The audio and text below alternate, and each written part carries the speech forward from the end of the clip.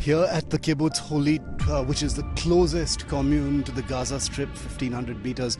I have to tell you, this is maybe the fifth or the sixth kibbutz that I'm reporting from near the Gaza Strip. And it feels terribly, terribly voyeuristic walking into people's houses. I know I'm doing this as a part of reporting and for the world to see what happened, but it still feels very unsettling, very uncomfortable. Walking into people's broken homes, all of their personal belongings, on camera.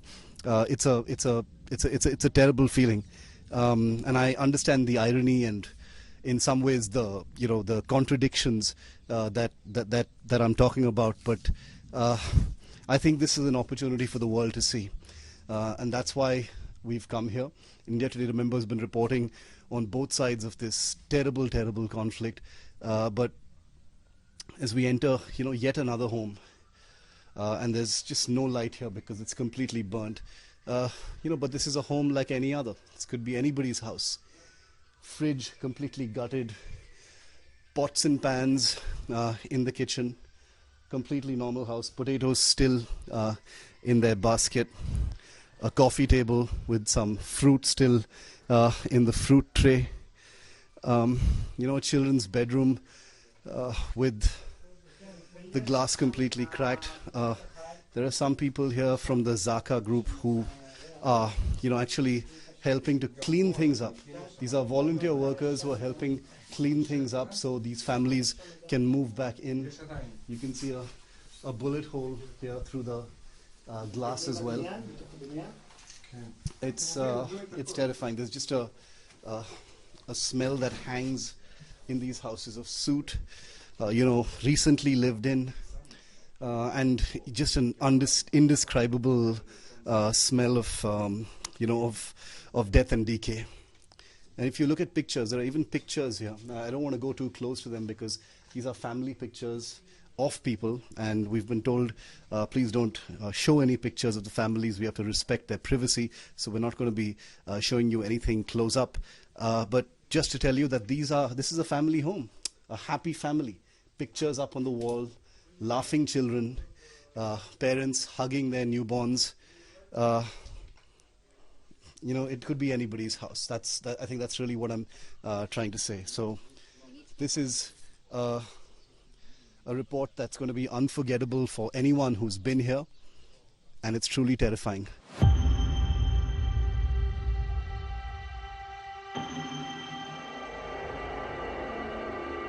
I'm inside one of the most damaged homes here at kibbutz Holit. This is about 1.5 kilometers from the Gaza Strip, and it's absolute devastation everywhere you look. I'm starting here in one of the smallest bedrooms of the house. It's completely gutted. Just wait for a second. I'm going to show you because I'm going to walk into the living room. As you can see, everything is burnt. The walls are completely black. Everything covered in fire dust and soot.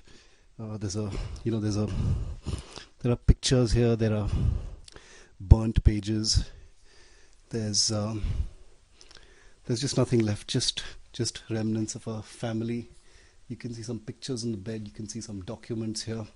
Obviously, the people here, we don't know if this particular family survived, but 10 people are said to have been butchered by Hamas terrorists on October the 7th here at this. This is one of the smallest kibbutzes in Israel.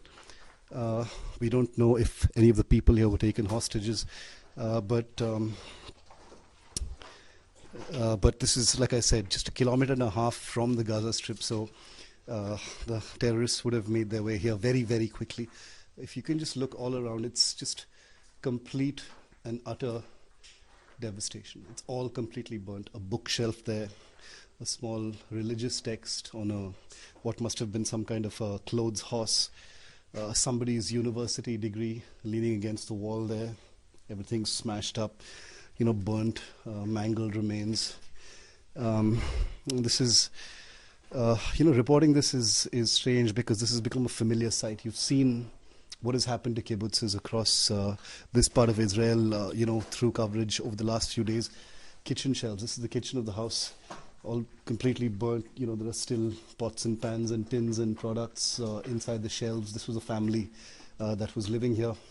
The Israeli Defense Forces don't make any specific claims about whether this particular family is alive or dead. They're very sensitive about revealing any information, so we can only guess whether the family that lived in this particular house is actually alive.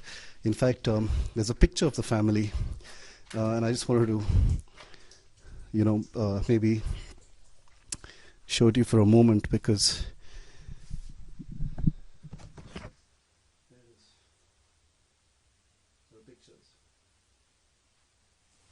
that's really all that's left here. All that's left of, family life. People living a quiet life here, very close to the Gaza Strip. Just gone in a terrible black place. I'm going to continue to report from here. It's just an overwhelming smell of soot inside this house. The house just fading to black, and we don't know about the family.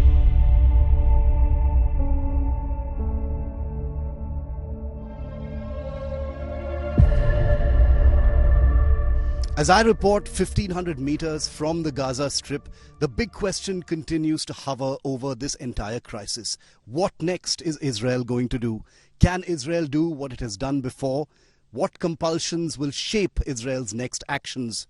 And as this continues, remember that the Hamas, in parts of the Gaza Strip right behind me, will be ready, will be more capable, will be better armed, and will perhaps have even recuperated.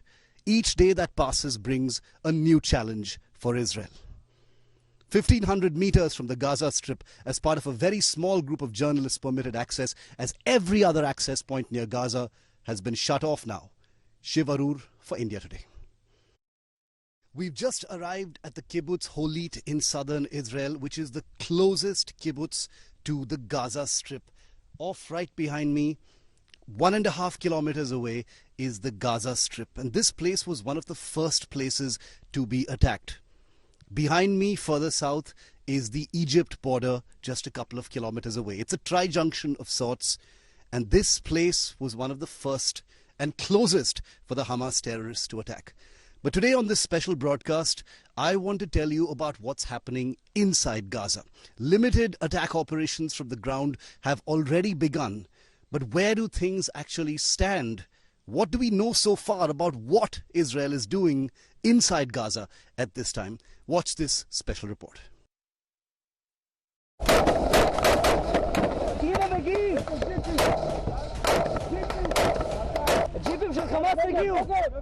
No end in sight to the Hamas-Israel war. Just a day after announcing it will put off an invasion of Gaza, Israel is using limited ground operations to bolster its full-blown assault along the region controlled by Hamas.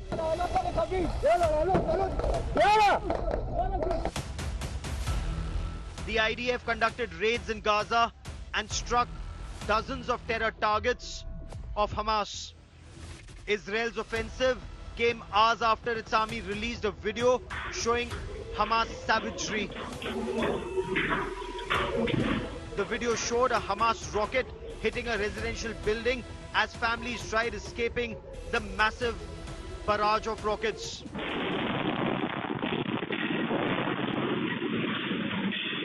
21 days later, 3 weeks into this, into Israel's response to the October 7th terror massacre, the Hamas continues, like I said, to be able to brandish some kind of offensive power and still be able to hurt Israel. People are getting injured every day in rocket attacks. But where is the other leadership? We do know that as far as operations on the ground, you've got the airstrikes. Those are happening. Everyone knows about that. There are special forces, assassination squads, death squads of the Israel Defense Forces. The ground operation of the kind that most people have in their minds, a kind of blitzkrieg, armada of tanks rolling across the border into Gaza. It is unlikely that will happen soon or at all. Amidst escalating tensions, Israel's Prime Minister Benjamin Netanyahu sent out a strong warning to Hamas.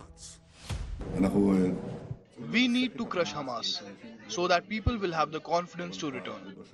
In the final stage, we can also build and expand and make this area very flourishing and safe. Benjamin Netanyahu's warning met with a counter warning, this time from Iran. The commander-in-chief of Iran's Islamic Revolutionary Guard Corps warned Tel Aviv that the Israeli army would be buried inside Gaza if it tried to invade the Palestinian territory. Israelis cannot do anything other than bombardment. If they move on the ground, they will be devoured. The dragon of Gaza will devour them. The dragon of Moses has been thrown on the floor over there. If they set foot, they will be buried there. There is no other way. They think they can compensate defeat by committing crimes.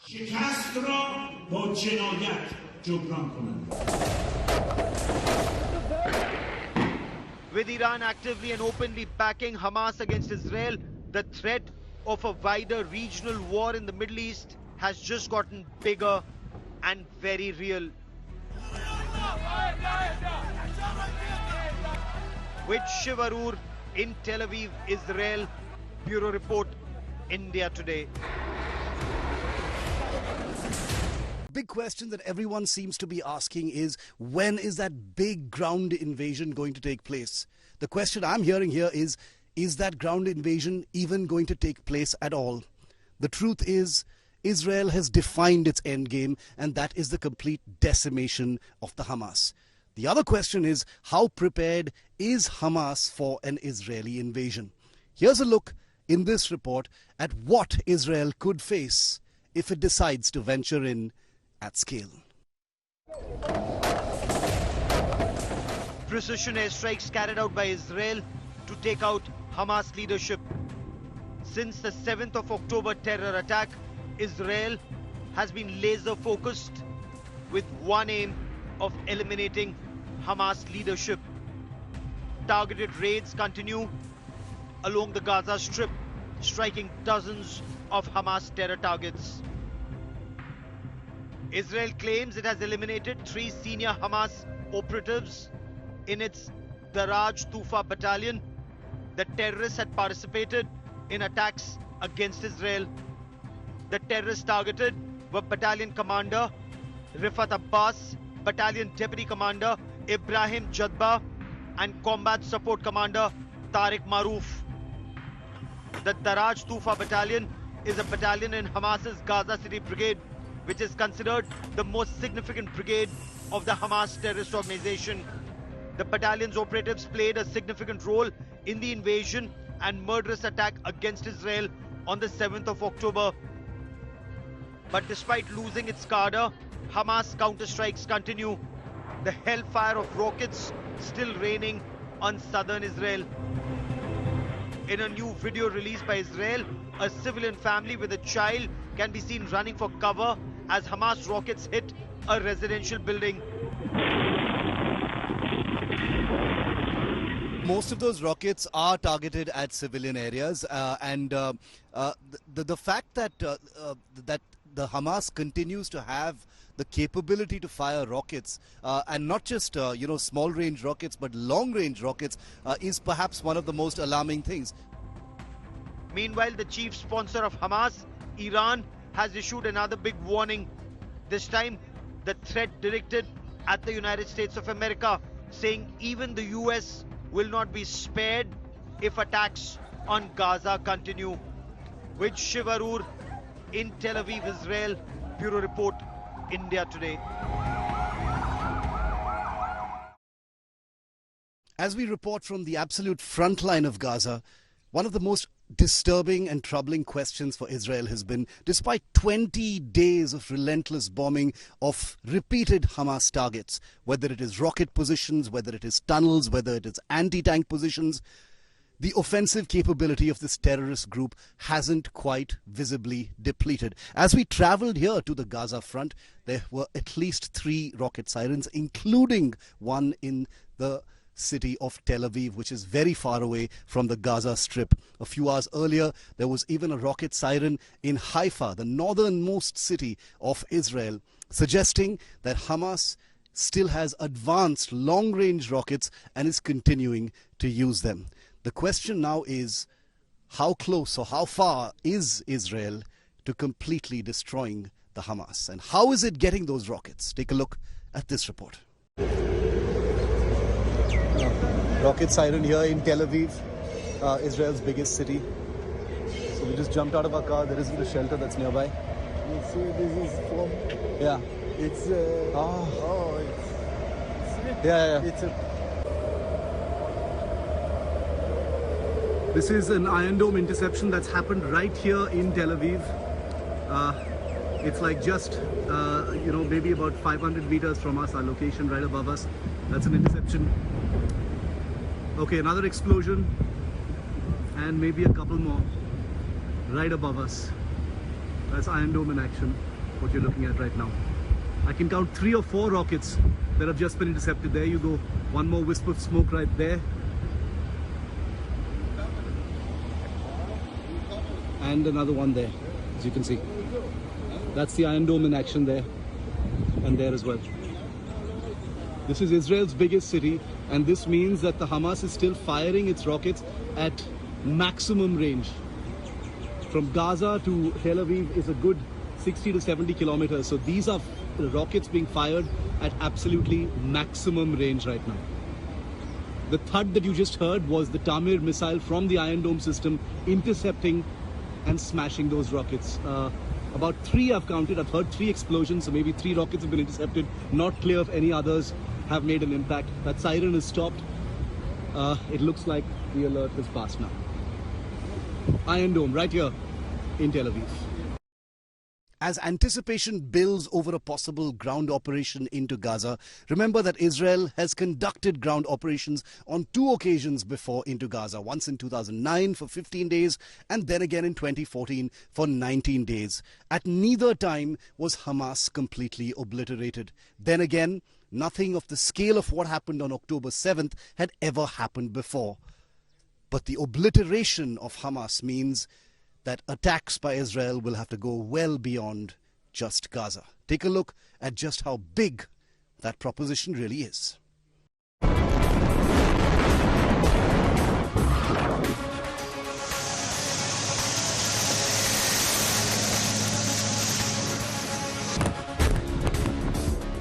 Israel prepares for ground invasion of Gaza. More than 1 million Gazans have fled their homes as the big escalation in the war on Hamas comes close. The plumes of smoke that you see rising right behind me, and let me try and show you those plumes of smoke rising in that area right in front of you, there and there. Now, according to the Israeli army, these are strongholds of Hamas that are being targeted. This is where Hamas has leadership, operational bases, logistics centers, and also foxholes or mouth of the tunnel. Now, the mouth of the tunnels are being destroyed. There is massive Israeli troop and tanks deployment along the Gaza Strip. In 18 years since their withdrawal from the Gaza Strip, Israel has invaded Gaza twice. The first time in January 2009, Operation Cast Lead involved a 15 days ground invasion, and then in 2014 Operation Protective Edge lasted 19 days. A third ground invasion in response to the massacre of over 1,400 civilians by Hamas on the 7th of October is imminent. It's likely to be bigger and even more violent than anything in the past. Given Israel's stated stance to finish the Hamas, the operation this time could last much longer. Military experts are debating the nature of invasion and what could be Israel's strategy as it uses its overwhelming strength on ground, at sea and in the air. During the 2009 invasion, there was a debate over whether to reoccupy the territory and destroy Hamas. There was a similar debate during 2014 ground invasion, during the 2014 ground operations that cost more Israeli lives than in 2009. With Hamas now equipped with newer weapons and possible stockpiles of anti-tank missiles, shoulder-fired surface-to-air missiles, rockets and improvised explosive devices, it could be a challenging task for Israel to destroy the Hamas network completely. The Israeli armed forces are up against a terror group that has trained for years and is hardened in urban combat and possibly wargamed such an invasion for years. Bureau Report, India Today.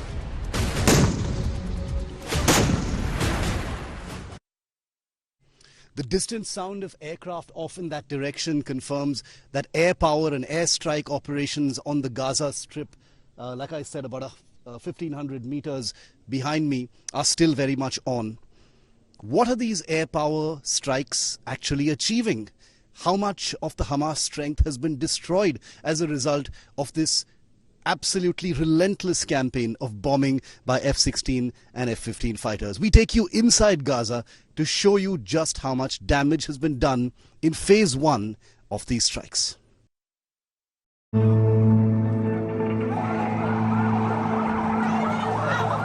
After 20 days of Israeli airstrikes, the skyline of Gaza has not changed. It's still grey, smoky. Israeli airstrikes destroyed a Gaza-based reporter's home and community, injured his relatives, and impeded medical treatment due to the destruction of local hospitals. Anas al-Najjar had his house in the southern Gaza Strip city Khan Yunis, which accommodates 17 people of his family members and relatives. His house is in a community of about 50,000 people. In the early hours of October 21st, Al-Najjar's community was hit by an Israeli airstrike, killing a number of residents. His house was almost leveled in ruins, and his grandfather and sister and several other relatives were injured. As the local medical facilities were also destroyed, the injured individuals could get only simple treatment, and the homeless Al-Najjars have to seek shelter at their relatives' house.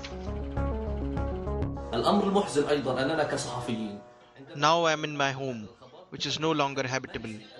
Our home was bombed without any warning in advance, and many are killed, including my neighbors. Air attacks like this cost us dearly. The Israeli airstrikes have also posed a severe threat to local medical facilities. On Monday, areas near the Al-Shifa hospital, the largest medical institution in the Gaza Strip, and areas near the Al-Quds hospital in the west of Gaza were hit by fierce Israeli airstrikes. One of the attacked areas was merely 100 meters away from the hospital. يعني منذ أيام والاحتلال يهدد جميع مستشفيات مدينة غزة وشمال قطاع غزة بالإخلاء فهذا ضرب من الخيال سنبقى مع Life in Gaza continues to be a living hell. Bureau Report, India Today. Reporting extensively from inside Israel, and now we're going to be heading into Palestinian territory to get you voices from the other side as well and see what the mood is there. Remember, the West Bank has come under attack during this cycle of violence. There have been airstrikes in Jenin, where I'd been reporting from. So we're crossing over the Judea Mountains, this ancient land that remains a deep division between Israel and Palestine.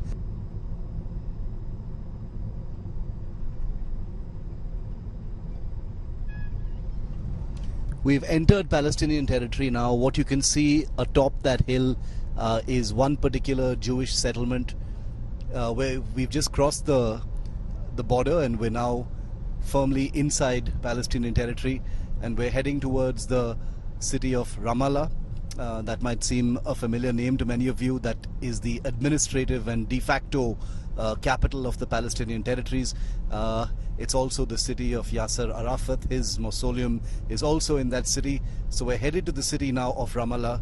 We've entered Palestine, and we're going to try and get voices from the other side and let you, the viewers, see what the Palestinian territories look like, feel like, and how things are going there in that nerve center of the West Bank and the Palestinian territories in light of what's happening many kilometers away on the Gaza Strip.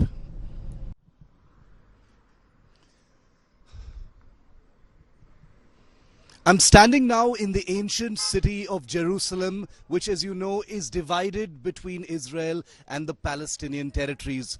Both sides claim Jerusalem as their real historical capital. I'm standing, in fact, at a particularly historic crossing point called the Damascus Gate.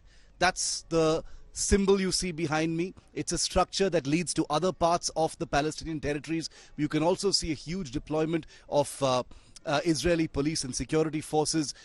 You can see some of them in my frame. There are many more down the road from where we've come just now from Tel Aviv. But this particular Damascus Gate has become an enduring symbol of the Palestinian struggle, that has become a focal point at this point of time. We're expecting that a little later from now there could be huge protests as well. This road that I'm standing on has been a notorious site for clashes between Palestinians and the Israeli police. Many people have been arrested last year, between 2020 and 2021 and 22, I beg your pardon. About 25 people were arrested right here on this site just behind me. So it's a restive place. It's become symbolic of a place where violent demonstrations have taken place, riots have taken place as well. So we're at that crossing point, and we're going to be venturing into Palestinian territories like we have been over the week here on India Today to get you a perspective also from the other side.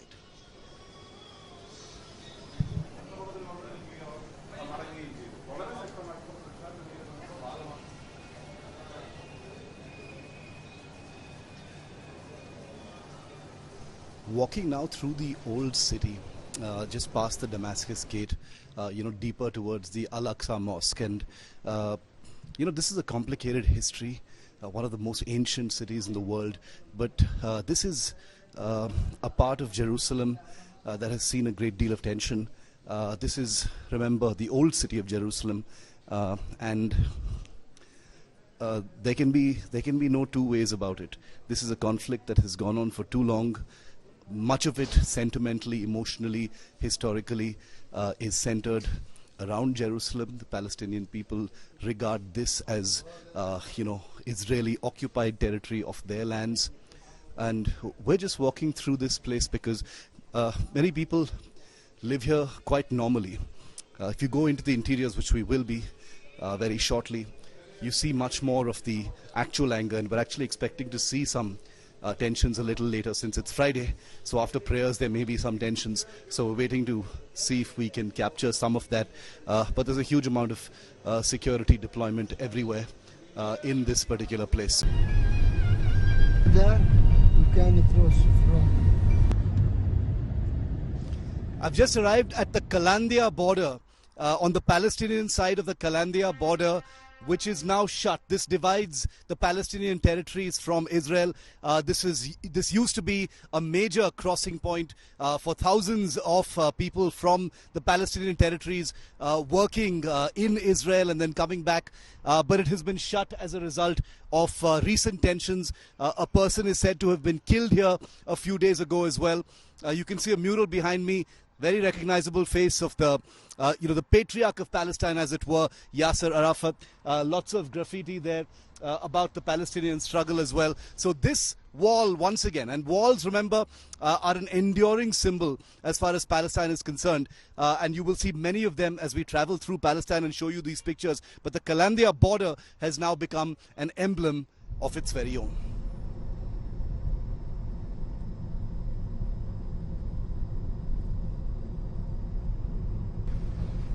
Just just the tomb. Yes, Go just, down. yeah, just the tomb. Yeah. Okay, looks like we're being allowed through to shoot Arafat's tomb. Lots, as you can imagine, plenty of security in this place. So, for justifiable reasons, as we make our way now into this high security area. This is where all the government offices of the Palestinian Authority are. So this is like a VIP area.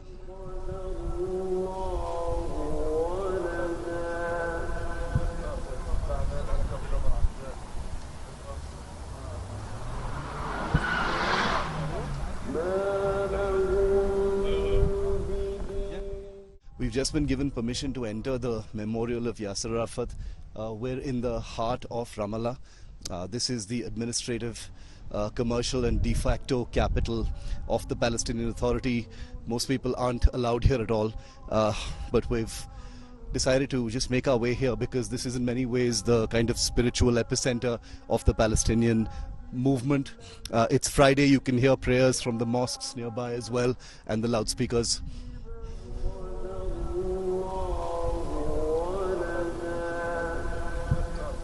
And this here is the mausoleum. What you can see behind me is the mausoleum itself. So we're going to go inside and just have a look. This is a sacred site as far as the Palestinian people are concerned. This is where Yasser Arafat, the patriarch of the Palestinian movement and struggle, still considered a man who did perhaps more than any other figure, controversial figure, no doubt, but someone who perhaps did more than any other figure for the Palestinian movement. Remember that Yasser Arafat was someone who was involved in the Oslo Accords of 1993. They were mediated by Bill Clinton, who was the US president at that time. The Oslo Accords were widely seen at that time as something which could have brought to an end, the terrible cycle of violence between Israel and Palestine. In 1994, in fact, both Yasser Arafat and then Israeli Prime Minister Shimon Peres had won jointly the Nobel Peace Prize, for the Oslo Accords, for that historic handshake between Israel and Palestine, which could have ended, decades of bloodshed and tension between the two sides. Sadly, very, very shortly after the intifadas began, each side began to blame the other for various betrayals, various divergences from the promises that were made during the Oslo Accords, and therefore, finally, at the end, everything collapsed. Things went far, far worse, and Yasser Arafat died many years later. He lived to see the tatters of the Oslo Peace Accords, amounting to absolutely nothing. Thousands have died on both sides since that time. But I think, given the many things that Yasser Arafat at least tried to do, he would be a very disappointed man, given what he's seeing today. His mausoleum is guarded at all times by a soldier. It's a mark of respect that's extended to the patriarch of the Palestinian movement by the current administration. Remember, the Fatah organization was founded by Yasser Arafat. He created that movement not really as a political party, but more as a movement, and that's why it's still called the Fatah movement. The Fatah is a political party that opposes the Hamas. The Hamas is in power, politically speaking, in Gaza. Yasser Arafat also, for quite a few years of his life, lived in Gaza city, as a matter of fact. So these two territories under, Palestinian Authority, if he lived to see this day, I sometimes wonder what he would have thought. Because the Palestinian Liberation Organization, the entire movement, has splintered considerably into many, many different pieces. Not the kind of cogent, unified force that was most definitely the dream of the man who lies here at this particular mausoleum. In Ramallah, in the Palestinian territories, Shiva root for India today. Now we're headed deeper into Ramallah because a former minister of the Palestinian administration has agreed to meet us and speak to us. We're going to get some more voices as well. He's someone who is regarded as a famous poet. I've known him from before, during my university days. He's also a professor, and we're going to be speaking to him along with some others to tell you what I said we were going to do, to get you voices from the other side. Now remember, here in India today, we're reporting what we see, what we hear, both from Israel as well as Palestine. You've seen all of our reportage from Israel, and you will continue to do so in the days and the weeks ahead. And now we're getting you some voices from inside the administrative capital of Palestine. And joining me now is a person whose name is Ehab Basaiso. He isn't just any politician. He's a person who's been a minister in a Palestinian government not very long ago. He's regarded as one of Palestine's foremost poets. He's also a professor at the Bethlehem University, and he's agreed to see us here in Ramallah. Continuing with the conversation, Ehab, how does one see what happened on October the 7th by Hamas, if not as a terror attack? Well, in order not to be trapped in the question of violence and the condemnation and the circle of condemnation, what I wanted to say, put things into the context. Gaza was subjected to several bombardments and incursions in the past. In 2021, there was no 7th of October. In 2018, there was no 7th of October. In 2014, there was no 7th of October. In 2012, there was no 7th of October. And in 2008, there was 7th of October. The amount of victims who've been killed as a result of the Israeli bombardments on Gaza actually exceeds the number of 10,000 people during all these wars. This, let alone what is happening right now in Gaza, which is, till we speak now, the death toll is about more than 7,000 people that they were killed by the indiscriminate shelling. Now, the question about, we need to put it into a political context. There is an occupation, and this occupation is using all the forces and the measures against the Palestinian people to undermine the right of an independent state. Having said this, it doesn't mean that the Palestinians, they are kind of killing cheerholders or something, or just waving for this.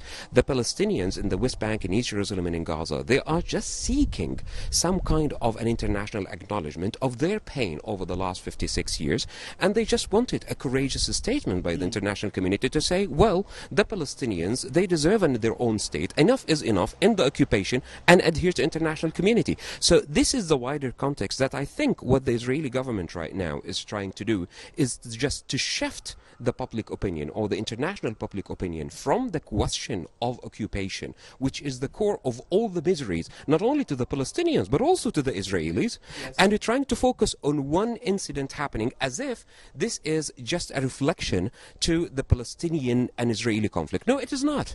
It is simply the situation that we need to look at is just to end the occupation. And I think what has been mentioned by Mr. Antonio Guterres, the General Secretary of the United Nations, and being accepted by a lot of international figures, it's something that we need to end the occupation and adhere to international community. But my second question to Ehab is, Israel has continuously said that this is a war against Hamas and not against the Palestinian people. How would you respond to that? You know, that this is against the Hamas because they perpetrated a terrorist attack, and what happened was widely seen as a terrorist attack in many countries as well. How do you see that? How do you respond as a Palestinian to Israel saying that what we are doing now is in response to Hamas, not the Palestinian people? Well, I'll be very honest and frank with you on this. We will try to borrow some of the experiences from the past. When the Americans in 2001, they started their bombardment of Afghanistan, they said the same. They said it's not about the Afghan people, it's about the Taliban. To figure out, after 20 years, they sat with the Taliban and they set an agreement with the Taliban after a few years. Yeah. They did it with Iraq. Yeah. They said this is not a war with the Iraqis, this is a war with Saddam Hussein. And eventually, the whole killing and the whole misery of the Iraqis, it's still paying the price till now. What I want to say, this is something of a part of a communication strategy. It's part of the deceiving of the whole international public opinion about the core of the issue, which is occupation. This is not about Hamas or the Palestinians. It's about whether Israel would adhere to international resolutions or not. This is a simple, frank question. Hundreds of United Nations resolutions being issued to force Israel to adhere to international law. Why not single one international law have been adhered?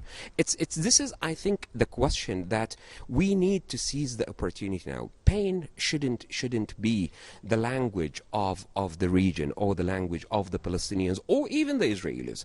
It is actually justice should be the language. And then what we have to say, we heard from Mr. Biden, the American president, and many of international prime ministers and presidents that they are with a two-state solution. Yeah. Perfect. Including India. Including India. Perfect. Okay. What are the measures that need to be taken in order to implement a United Nations resolutions and in order to have the two-state solution? This is a very simple question. Yeah. It's not enough just to issue a statement that I'm supporting a two-state solution. We have to see it on the ground. So seeing it on the ground is something that what we need is to put some pressure on this Israeli government, the occupation government of Palestine, to say, well, implement United Nations resolutions and grant these Palestinians their right to live as normal human beings in the world, and to allow them to have at least some kind of a confidence of the future that the international community is respecting their desire to have their own state in Palestine. But Ihab, final two questions. Isn't what the Hamas has done, isn't that going to make things infinitely harder? Isn't that going to make the ideals of implementing what the UN has said infinitely more difficult? It reboots this entire situation, and if anyone was anywhere close to normalcy or a semblance of normalcy, that's straight out of the window now, isn't it? This has actually harmed the Palestinian people. Well, we need to refresh our memories a little bit. What happened in 1982 when Israel invaded Lebanon? It was for the same reasons with the PLO at that time. They invaded Lebanon. They put Lebanon in siege for a few months. And what they called Yasser Arafat at that time? That's, the biggest terrorist that we need to get rid of. That happened in 1982. What happened after 10 years of that? Yasser Arafat signed the peace accord with the Israeli Prime Minister at that time, and he returned to Gaza in 1994. So by the end of the day, it depends. I think this is part of, I would say, trying to brainwash the international public opinion that what happened that would never bring any kind of stability. Look, major wars and conflicts happen in the world, even including the Palestinians, as I mentioned in Lebanon in 1982. But then there has to be a political process. You cannot just subject to the killing machine or to the war and to say that it ended up. So my final question to you then is, what next? There's an airstrike campaign that's been on for over 20 days now. There is suspense over a ground invasion, which has happened twice before, 2009 and 2014, as you know. Where are things going? How do people in Palestine see how this is going to be? Because the sense is this is going to make things much worse. But how do you see it playing out? Well, I think it is now the Palestinian question has been linked to regional and international a lot of political interests, and we cannot just ignore this fact. We could see that the veto being issued yesterday by the Russians and the Chinese against the American veto earlier. So this is something of a wider international conflict. We cannot see what is happening in Palestine in vacuum of from what's happening in the world, particularly the Russian-Ukrainian war. What is the role of Europe and American in this kind of a conflict? We cannot even separate it from regional interest in Iran and a lot of regional powers. So it's either we try to say that the Palestinian cause, this pain should end, and then there should be awakening in the international community's politics to say, well, at least this is something might to trigger more of a conflict in the region, not only in Palestine and Israel. It also might conduct a lot of issues even in the Arab region. You heard about the attacks on American bases in Iraq, in Syria, now things about the Red Sea and Yemen. So this is something it's somehow need to be addressed with wisdom. I think back an urgency to say back to the table of politics and then discussing how to end the occupation. President Abbas said it a few times on the platform of the United Nations. I mean, now there's nothing to negotiate about. It's about the role of the international community to say, give me a time schedule to end the occupation, and that's all about it. And I think we are calling upon all the people, not saying not only the friends of Palestine, we're calling upon the people in the international community to say justice should prevail by the fact that this pain should end. Without ending this pain, I think what we are seeing now might just occur again and again and again. It is this kind of a circle of blame and violence on an international level should end. It's kind of an acknowledgement of the Palestinian people. And as I said to you, it's Gaza being subjected to several bombardment campaigns and military campaigns in the past. What happened? Nothing has changed. It's actually led to this kind of a tragedy to the Palestinians. Now in Gaza, most of the situation that Gaza being wiped off, and the houses. And let me tell you something about this. I noticed, ironically, that many of international reporters, Chief, they have been on the Israeli side. This remind me of what happened even during the Iraq War with the whole phenomenon of the embedded reporters. None of the international reporters managed to get into Gaza or to see the other side of the pain that is happening to Gaza. Thousands of the Palestinians, they just lost their house. I myself lost many friends, families, and relatives in Gaza during this campaign. Many of them, they are doctors, they are engineers, and well, it's a fact that these innocent people, they just paid the price. So enough is enough. This is something that we need to look at, and the only way I see it is by just saying we don't want to be part of a Cold War rhetoric again. And I'm going to end on that note, because the point you made, I think, is a very very interesting one. That perhaps the only way this cycle of violence that's been on for so many decades can end is if there is an incentive for the international community. We're seeing the beginnings of that beyond just the Arab world, beyond just the region and Asia. If there are direct, quantifiable incentives to a lasting mutual solution between Israel and Palestine, that is perhaps the only way that something can actually happen. For the moment, October the 7th and Israel's response in Gaza has focused the world's attention once again. For how long it'll last, we don't know. We've seen violence happen before. The media has been in this area in their thousands, and then they all go away, and then everything just starts all over again. Hopefully, this time it won't be the case. Ehab, thank you very much for speaking to India today. Your voice will go out to millions, and we've been getting voices from both sides over the last few days. Let's hope people are listening, and let's hope for peace. Thank you. Thank you very much.